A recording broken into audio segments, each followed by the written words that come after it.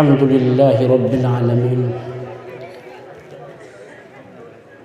वस्सलातु वस्सलामु अला सय्यिदिल मुरसलीन मुहम्मद इब्न अब्दिल्लाहिल अमीन व अला आलिहि व सहबिहि व अज़वाजिहि व ज़ुर्रिय्यतिहि व अहलि बैतिहि अजमाइन। अम्मा बाद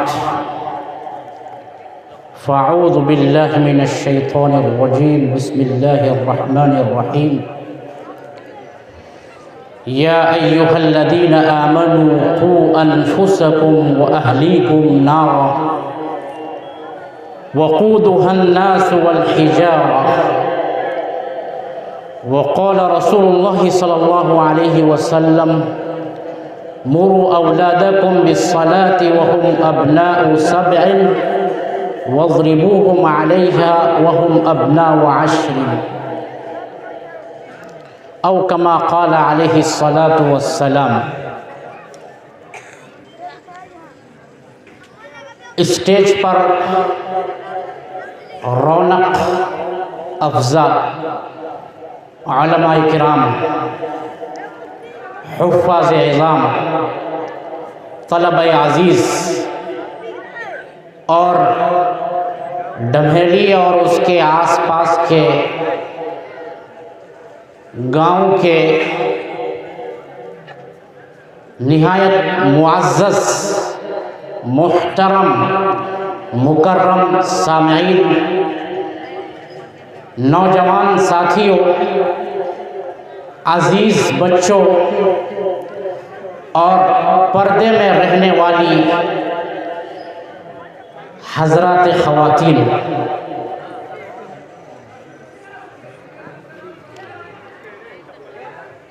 मैं सबसे पहले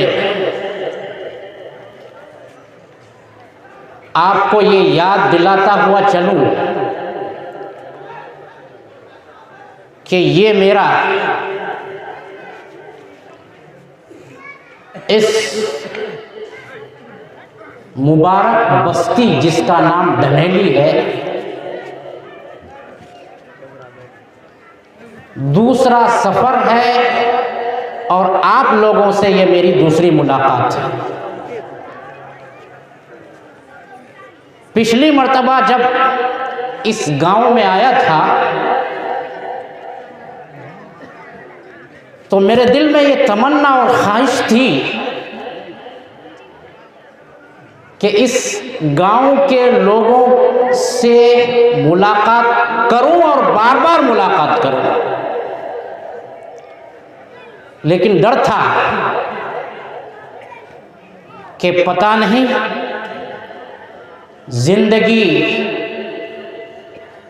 हमारे साथ वफा करे ना करे, मुलाकात की कोई शक्ल हो ना हो, लेकिन अल्लाह की कुदरत देखिए, इस गांव वाले की मोहब्बत, हमारे अजीज तलबा की मोहब्बत, आप हजरात की दावत, इस गांव की नूरानियत, यहाँ के नौजवानों की मेहनत, यहाँ के मुख्तलिफ महल्लों और गाँव की आपस का इत्तिहाद, ये सारी चीज़ें मिलकर ये करिश्मा कर दिखाया कि एक ख़त्म होने वाली उम्मीद दोबारा जाग आई और आज आपसे फिर मिल रहा हूँ।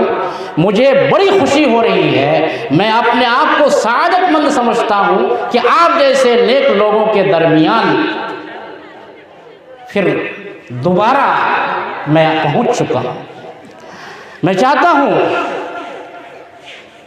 और जानता हूँ कि आपका जो ये टाइम है, आपने जो वक्त निकाला है, बहुत ही ज़्यादा कीमती है, बहुत ही ज़्यादा मसरूफियत का है और आराम का है, नींद का है। आपने अपने नींद को तर्क किया, आराम को तज दिया, बिस्तरों को छोड़ दिया, नौजवानों ने अपने मोबाइलों को छोड़ दिया, अपने दोस्तों को छोड़ दिया। ये नौजवान जो हमारे सामने बैठे हैं, उन्होंने उस बाज़ार में जो एक तरह से भीड़ लगी हुई है वहाँ से वो आ गए।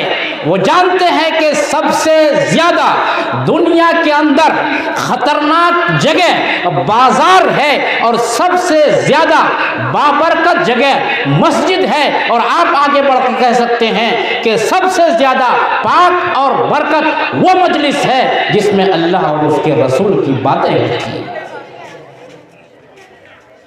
मैं आपकी तकदीर को देखकर, आपकी किस्मत को देखकर रश कर रहा हूँ। कैसा गांव!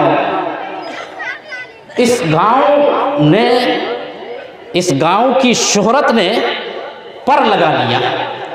उड़कर यहाँ की शोहरत गुजरात तक पहुँची, बम्बई तक पहुँची, बेंगलोर तक पहुँची। आपकी औलाद ने, आपके बच्चों ने आपका नाम कहाँ कहाँ तक रोशन किया, आपको खुद भी पता नहीं। हमको तो देखने में, आप लोगों को देखने में एक छोटा सा जलसा लगता है, लेकिन ये बड़ा अजीम जलसा है। कैसे कैसे लोगों को आपने जमा कर रखा है। बहरहाल, मैं अपने आप को, अगर फ़ख्र करना जायज़ है तो मैं फ़ख्र करता हूँ कि मुझे दमैनी जैसे गांव में ये इत्तिहाद और इत्तिफाक के खूबसूरत फूल नज़र आ रहे हैं। माशाअल्लाह, बड़े शरफ की बात है, बड़े सआदत की बात है। आज जबकि भाई भाई में टेंशन है, जबकि पड़ोसी वाले के साथ टेंशन है, एक गांव का दूसरे गांव वाले के साथ टेंशन है, इस जलसे ने आपको यहां पर जमा कर दिया। तो आप खुशनसीब हैं और आपकी खुशनसीबी में हम लोग भी शामिल हो गए। और मैं अल्लाह ताला से ये दुआ करता हूँ कि अल्लाह, जिस तरह से तूने इस दुनिया में दमेली वालों के साथ हमें यहाँ जमा किया, कल क़यामत के दिन जब इनका हश्र अच्छा हो और इनके ऊपर अर्श का साया हो, तो इनकी बरकत से हमें भी तेरा साया नसीब है। नूरानियत बरस रही है, अल्लाह की रहमतें बरस रही है, बरकतें बरस रही है। आज इस गांव के अंदर उलमा तलबा जिनकी ज़बान अल्लाह के जिक्र से तर रहती है, वो मुंह और वो ज़बान जिससे कुरान करीम के मुक़द्दस बोल निकलते हैं, बोलियां निकलती हैं, आज इस गांव में जमा है। बहरहाल मेरे भाइयों, मैं आपसे उम्मीद करता हूँ कि आप इस तरह के जलसे करते रहेंगे और वो भाई भी जो बाहर घूम रहे हैं वो भी इस मुक़द्दस महफिल में आकर शामिल हो जाएंगे। हम लोग दरअसल एक मिशन लेकर चल रहे हैं। हमारा मदरसा इस्लामिया वक्फ सूफी बाग सूरत, जहाँ पर आपके बहुत सारे लोगों के बच्चे तालीम हासिल कर रहे हैं, और इस प्रोग्राम को मुनाकिद करने में उन लोगों का भी और दूसरे मदरसे के बच्चों का भी और आपके गांव वाले का भी हाथ है। उस मदरसे से एक मुहिम लेकर चल रहे हैं कि वो तलबा, वो बच्चे, वो हमारे जिगर के टुकड़े जो लॉकडाउन से पहले, जो कोरोना जैसे ख़तरनाक बीमारी से पहले दीन की तालीम हासिल कर रहे थे, मदरसे के मुक़द्दस माहौल में थे, अल्लाह ताला की तरफ से क्या वबा आई, कैसी मुसीबत आई कि हमारे उन बच्चों को जो मुक़द्दस माहौल में तालीम हासिल कर रहे थे, जो कुरान करीम को हिफ्ज़ कर रहे थे, जो अरबी ज़बान सीख रहे थे, जो दीनी इल्म हासिल कर रहे थे, उन सबों में से अक्सर को दीन की तालीम से दूर कर दिया। आज हमारी आंखें रोती है उन तलबा को देखकर जिनको हम कल कुरान पढ़ते हुए देखते थे, और आज सूरत जैसे शहर के अंदर उनको लोगों के कप और चाय के कप और प्यालियां धोते हुए देखते हैं। हमारी आंखें रोती हैं। हमारे जिम्मेदारों ने कहा कि आप लोग सो नहीं सकते, आप बेदारी लाइए, तालीमी बेदारी का जलसा मुनाकिद कीजिए, प्रोग्राम मुनाकिद कीजिए, माँ बाप को जगाइए कि ये बच्चे जिनके अभी पढ़ने का टाइम है, ये फूल जैसे बच्चे जिनको मदरसे में होना चाहिए, जिनको मकातिब में होना चाहिए, जिनको स्कूलों में होना चाहिए, जिनको इल्म दीन, दुनियावी इल्म और मॉडर्न एजुकेशन सीखना चाहिए, वो होटलों में, फैक्ट्रियों में काम में लगे हुए हैं। क्या हमारे हाथ छल हो गए हैं? क्या हम कमाने के लायक नहीं रह गए? क्या हम अपने छोटे छोटे बच्चों की मुस्तकबिल को, उनके फ्यूचर को तबाह करने में लगे हुए हैं? बहुत से वालिदैन तो ऐसे हैं जो इस बात की कोशिश कर रहे हैं कि मेरा बच्चा पढ़ ले, मेहनत कर ले, दुनिया में नाम रोशन कर ले, लेकिन बच्चा खुद ही पढ़ना नहीं चाहता। माँ बाप का दिल रोता है कि मैं चाहता था कि मेरा बच्चा मस्जिद में खड़े होकर तरावी पढ़ाए, मैं चाहता था कि मेरा बच्चा इस तरह से स्टेज पर बैठकर तकरीरें करे, मेरा बच्चा ईदगाह में जाकर तकरीरें करे, लेकिन बच्चा बात नहीं सुनता, बात नहीं मानता, काम में लग गया। यानी बहुत से माँ बाप की गलती, बहुत से खुद बच्चों की गलती। हम उन दोनों को समझाने के लिए निकले हुए हैं। गुजरात से इस इलाके में निकले हुए हैं। आज सुबह डूबा में प्रोग्राम हुआ, कल किशनगंज में है, उसके बाद उत्तर दिनाजपुर में है। 3 जगह हम लोग बड़े बड़े प्रोग्राम कर रहे हैं। उसी के ज़िम्न में ये प्रोग्राम भी है। आपने उन्वान देखा होगा, तालीमी बेदारी। उस वक्त तक आपको समझ में नहीं आ गई तालीमी बेदारी क्या है। ये है मेरे दोस्तों हमारे जिगर के टुकड़े, जिनको हम आलिम, हाफिज, मौलाना, कारी, डॉक्टर, इंजीनियर देखना चाहते थे। वो लॉकडाउन की वजह से और कोरोना की वजह से वो फैक्ट्रियों में लग गए, कारखानों में लग गए, और हद तो ये है कि लोगों की प्यालियां धोने में लग गए। हम उनको सीधा रास्ता दिखाएं।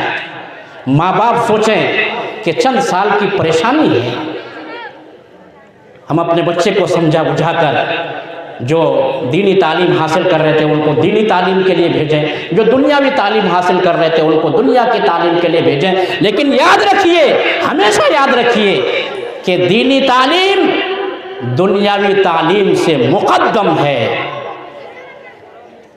दीनी तालीम को हमें तरजीह देना है। अगर कुछ बच्चे ऐसे हैं जिन्होंने लॉकडाउन के बाद, कोरोना के बाद दीनी तालीम को छोड़कर स्कूलों के माहौल में चले गए, उनको समझाना है कि यानी बहुत से बच्चे ऐसे निकले कि 25 पारा मान लिए, हिफ्ज कर लिया, अब सिर्फ 5 पारे रह गए। 25 पारा कुरान करीम का अपने सीने में महफूज कर लिया, अब सिर्फ 5 पारे रह गए। लेकिन लॉकडाउन के बाद अपनी लाइन ही चेंज कर दी।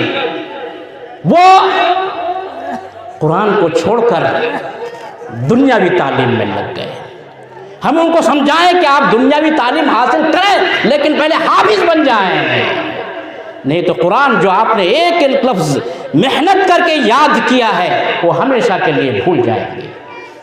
उन तमाम लोगों को हम समझाने के लिए हम क्या समझा सकते हैं? आपके सामने सिर्फ बात रख सकते हैं और अपना दर्द रख सकते हैं। और वो हालात जो हम सूरत में, गुजरात में, अंकलेश्वर में और बाहर पुणे में देख कर आए हैं कि वो बच्चे जो कुर्ते पाजामे में रहते थे, सर पर टोपी रहती थी, चेहरे पर दाढ़ी रहती थी, आज वो खड़े होकर पेशाब कर रहे हैं।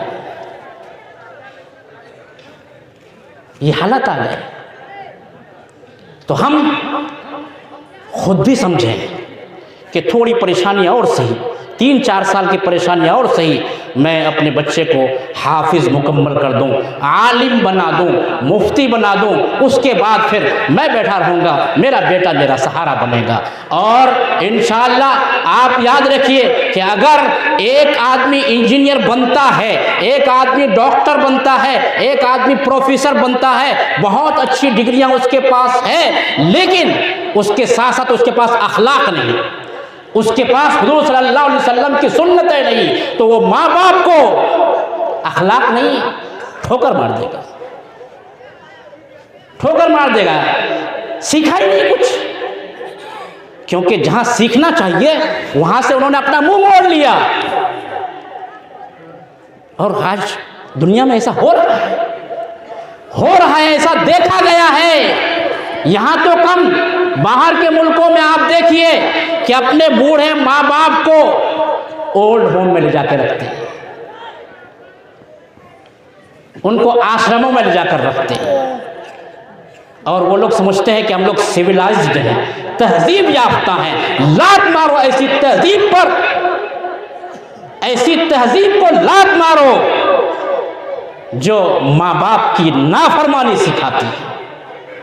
बहरहाल मेरे भाइयों, दोस्तों और मेरे बुजुर्गों, अगर आप चाहते हैं कि मेरा बेटा मेरे बुढ़ापे का सहारा बने, अगर आप चाहते हैं कि मेरा बेटा जवान होने के बाद मेरा ख्याल रखे, तो चंद बातों पर आपको अमल करना पड़ेगा। जिनके बच्चे हाथ से निकल गए जवानी के बाद, उनसे दर्द पूछिए। पहली बात तो हमेशा ये याद रखिए कि औलाद जो है, औलाद, बच्चे जो हैं, बेटा बेटी, ये अल्लाह की बहुत बड़ी नेमत है, अल्लाह का बहुत बड़ा इनाम है। हजरत इब्राहिम अलैहिस्सलाम अल्लाह के सामने रोते रहे तो फिर उनको औलाद नसीब हुई। हजरत ज़करिया अलैहिस्सलाम जिंदगी भर अल्लाह से रोते रहे कि अल्लाह मुझे औलाद की ज़रूरत है, ए अल्लाह मुझे एक वारिस की ज़रूरत है। जिंदगी भर रोते रहे, 90 साल की उम्र में उनको औलाद मिली। हमें और आपको बहुत आसानी के साथ बच्चे मिल गए, तो हमें अल्लाह औलाद की कदर मालूम नहीं, हमें एहसास नहीं है कि ये कितनी बड़ी नेमत है। उन लोगों को पूछिए कि शादी के 1 साल गुजरने के बाद अगर बच्चा पैदा नहीं होता तो किस तरह से रातों को तड़पते हैं माँ और बाप दोनों, कैसे अकीदा ख़राब होने की वजह से मज़ारों में जाते हैं, कैसे आलिमों के पास जाते हैं, कितने बड़े बड़े डॉक्टरों के पास जाते हैं कि सिर्फ एक ख्वाहिश कि कोई बेटा पैदा हो जाए, बेटी पैदा हो जाए। तो मेरे भाइयों दोस्तों, औलाद अल्लाह तबारक व तआला की बहुत बड़ी नेमत है जो अल्लाह ने अपने बंदों को दिया है। लेकिन जहाँ ये नेमत है वहीं इसके पैदा होते ही हमारी जिम्मेदारियां शुरू हो जाती है, जिम्मेदारियां शुरू हो जाती है।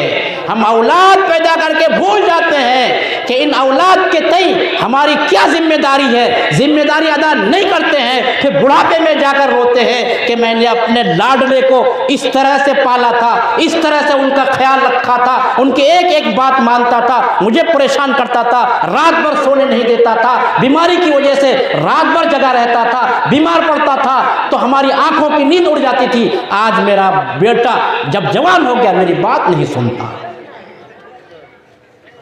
तो वो दिन आपको ना देखना पड़े, उससे पहले हम सुधर जाएं, अपने बच्चों की सही तरबियत करें। बच्चों के ताल्लुक से सबसे पहली चीज सुन लें वो लोग जिनके यहाँ अल्लाह ने फूल जैसा औलाद दिया है। अगर वो दादा हो गए हैं तो अपने पोते के सिलसिले में फिक्र करें, बाप बन गए हैं तो अपने बेटे के सिलसिले में फिक्र करें, अगर उनमें से कोई नहीं है तो गांव वाले के बच्चे के सिलसिले में फिक्र करें। सबसे पहली चीज औलाद के दिल में अल्लाह तबारक व तआला की मोहब्बत पैदा करनी। सबसे पहली चीज बच्चे के दिल में किसकी मोहब्बत? अल्लाह की मोहब्बत। और अल्लाह की मोहब्बत कैसे पैदा होगी? जब माँ बाप अल्लाह तबारक व तआला का बार बार नाम लेंगे, बच्चे के दिल में ये एहसास पैदा कराएंगे कि तुझे, मुझे और सारी दुनिया को पैदा करने वाली जात अल्लाह तबारक व तआला की, अल्लाह की जात है। और ये दुनिया, ये आसमान, ये ज़मीन, ये हरी भरी खेत सब अल्लाह तबारक व तआला की पैदा करता है और अल्लाह की हमारे ऊपर बेशुमार नेमतें हैं। बच्चे को सिखाएं ये खाना कौन देता, अल्लाह देता। ये खिलौने कौन देते, अल्लाह तबारक व तआला देते। हम तो बस जरिया हैं। कितनी मर्तबा लेते हैं अल्लाह का नाम बच्चे के सामने? नहीं। अगर शोहर और बीवी है, दिन भर में एक मर्तबा जरूर झगड़ेंगे, छोटी छोटी बात पर झगड़ा होगा, दोनों में से किसी के अंदर कमी होगी और ये फितरी बात भी है, कोई मसला नहीं है। झगड़िए, बच्चे के सामने मत झगड़िए, खूब झगड़ा कीजिए, लेकिन बच्चों के सामने कभी झगड़ा मत कीजिए अपने जो है शोहर और बीवी। बच्चे का मिजाज चिड़चिड़ा हो जाएगा।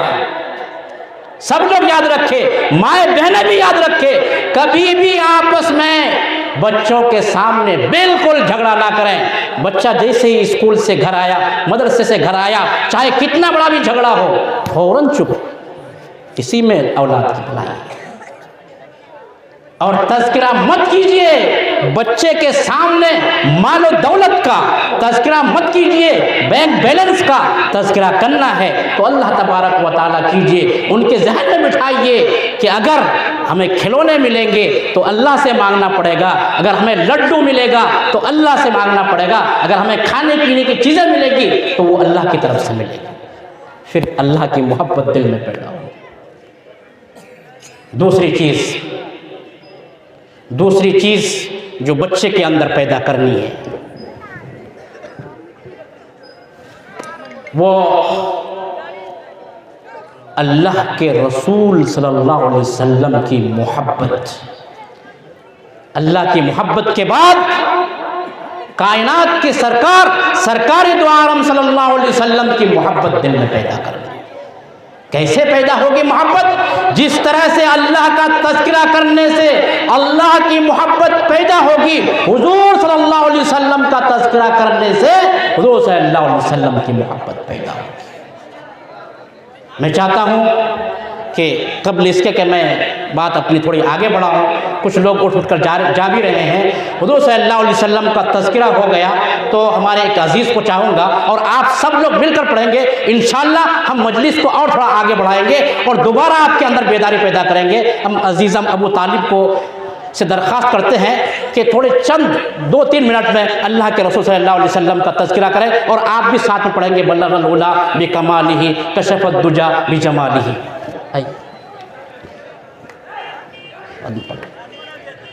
और सभी हजरात और करीब आइए। अभी आपको हमें कहा गया कि गांव वाले ने कहा कि 2 बजे तक जलसा करना है। इंशाअल्लाह 2 बजे तक जागेंगे इंशाअल्लाह। बड़े बड़े मुक़र्रिर हैं माशाअल्लाह। चलिए शुरू कीजिए। अगर हुजूर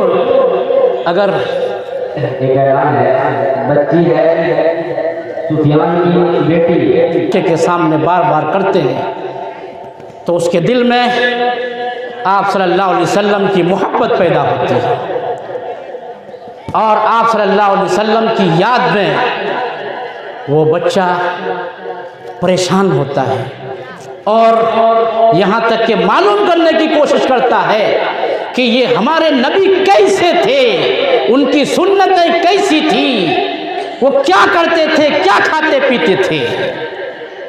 एक वक्त ऐसा आता है कि फिर हुजूर सल्लल्लाहु अलैहि वसल्लम के मोहब्बत में वो दीवाने होते हैं। जब भी हुजूर का तज़किरा आता है तो उनकी आंखों से आंसू बहने लगता है। अल्लामा इकबाल के अशार आपने सुने, कहा जाता है कि जब भी हुजूर सल्लल्लाहु अलैहि वसल्लम का तज़किरा होता उनकी आंखों में आंसू आ जाते। तो आपको बार बार हुजूर सल्लल्लाहु अलैहि वसल्लम का तज़किरा अपने बच्चों के सामने करना है। और ये चीज़ें कहाँ से पैदा होंगी? बच्चा जब थोड़े आगे की उम्र को पहुंच जाए, थोड़ा बड़ा हो जाए, तो आपकी जिम्मेदारी है कि आप उनको मकतब में, मदरसे में भेजें।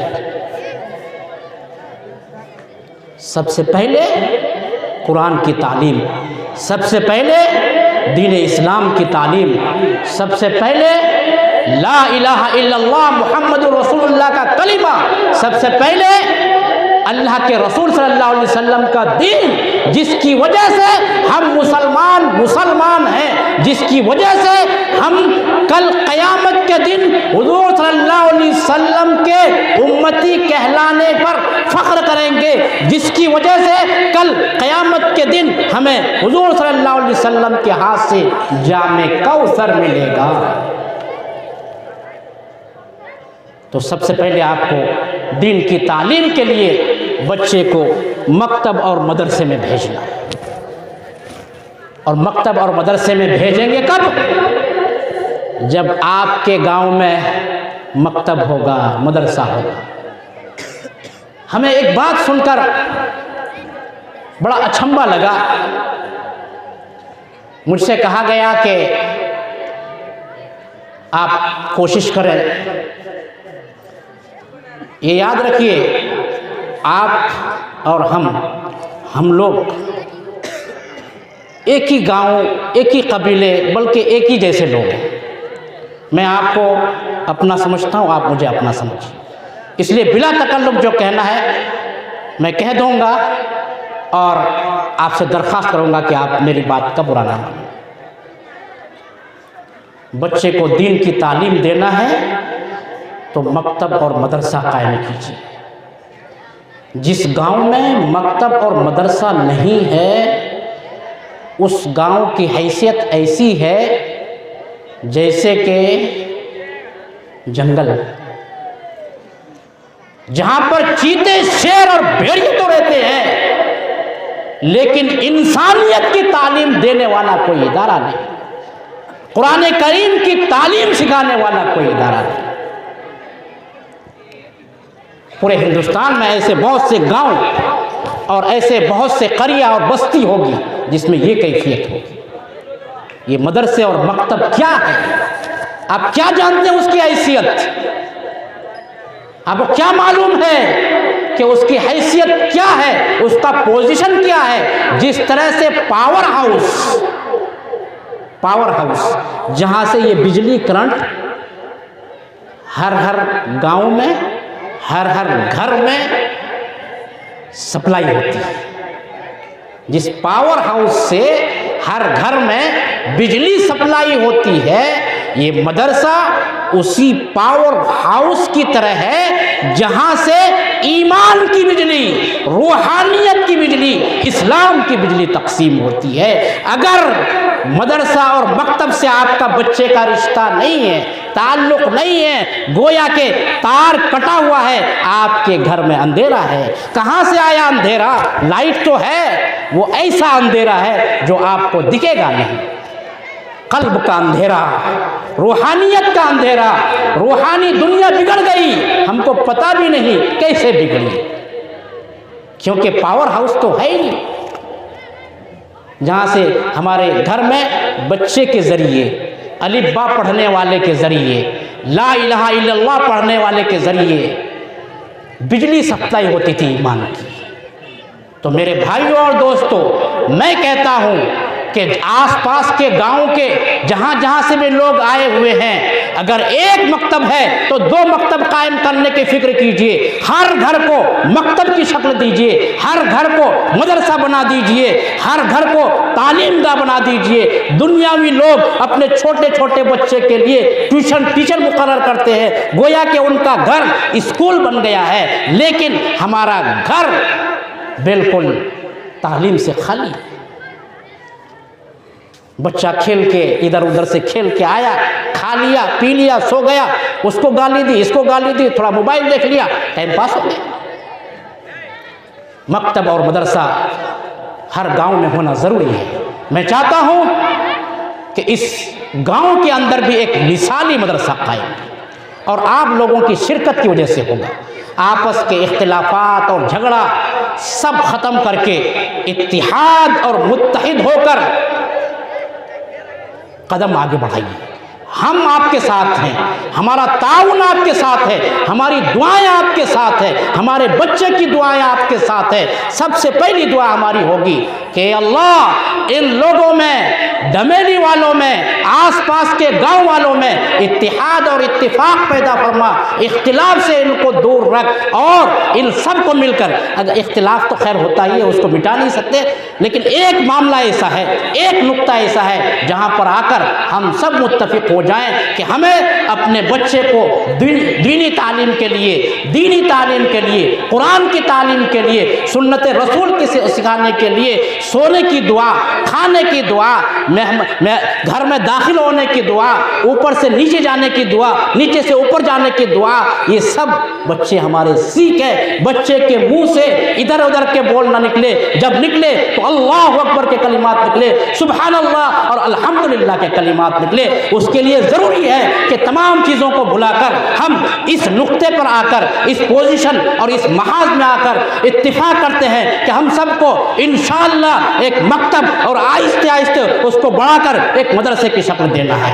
आप सब ऐसा तैयार है इसके लिए? सब लोग तैयार हैं इंशाअल्लाह? कुर्बानी दीजिए। और अगर कोई माल नहीं दे सकता है तो मदरसे को मोहब्बत की निगाह से देखिए, तालिब इल्म को मोहब्बत की निगाह से देखिए। देखिए हमारी ज़िंदगी तो जैसे तैसे कट गई, अब हमें अपने बच्चों की फिक्र करनी है। तो हम